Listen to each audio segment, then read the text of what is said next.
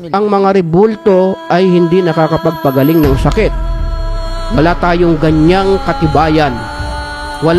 At hindi yan ang paraan ng Diyos sa pagpapagaling ng sakit. Baka ibang paraan yan at doon tayo mag-ingat. Tama po, subhanallah.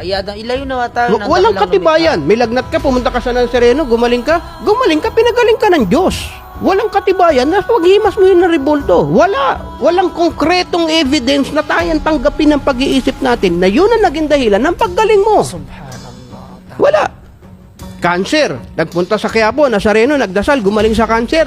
Gumaling ka, oo. Pinagaling ka ng Diyos. Pero wala kang matutukoy na katibayan na yan ang dahilan kung bakit ka gumaling sa cancer mo. At ganyan tayo mga Muslim. Kahit na gumaling tayo doon sa gamot, alhamdulillah, marahil pinadaan dito ni Allah yung gamot. Tama pero po. ang nagpagaling sa atin, si Allah pa rin. Si Allah pa rin, subhanallah. Tama. Sana mga kababayan, pagdating dito kasi sa mga gantong paksa, ako ay talagang lubusan nag-aalala sa ating mga kababayan na patuloy pa rin naniniwala sa rebulto wal-iyadu billah. Ilayo na tayo ni Allah subhanahu wa ta'ala sa ganitong kalagayan. No? Tawarin tayo ni Allah. Opo, ya Sheikh. So, huling tanong niya, Sheikh. Napapalakas nito ang aking pananampalataya.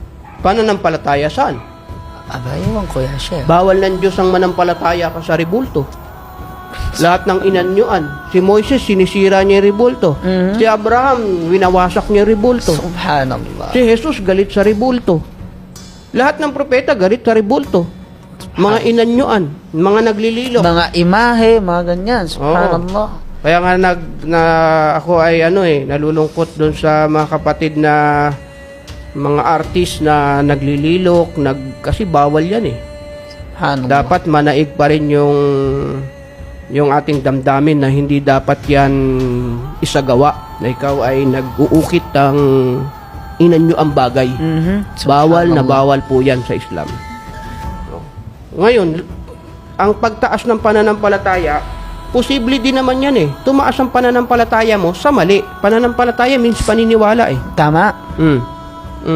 Halimbawa, sa politika, may nananampalataya, may naniniwala na si Pacquiao ang magaling na Pangulo. May nananampalataya, may naniniwala na si Yorme ang magaling na Pangulo. Okay. Pananampalataya nyo. Sa tuwing may ginagawang tama si Pacquiao, tumataas ang pananampalataya niya na si Pacquiao ang magliligtas sa Pilipinas sa kahirapan.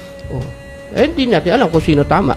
Tumataas ang pananampalataya mo sa pagsamba sa rebulto sa Diyos-Diyosan. Ang dapat tumaas ang pananampalataya mo sa pagsamba sa tunay at tanging nag-iisang Diyos na naglikha sa atin. Tama. At Tama hindi yan, sa Sheikh. rebulto, hindi sa Nazareno.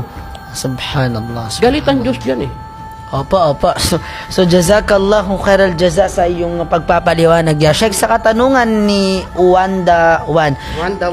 Kay Wanda One, you're the one. One. Dapat ang pagsamba mo sa nag-iisa lang. Oo, one lang talaga. One, no?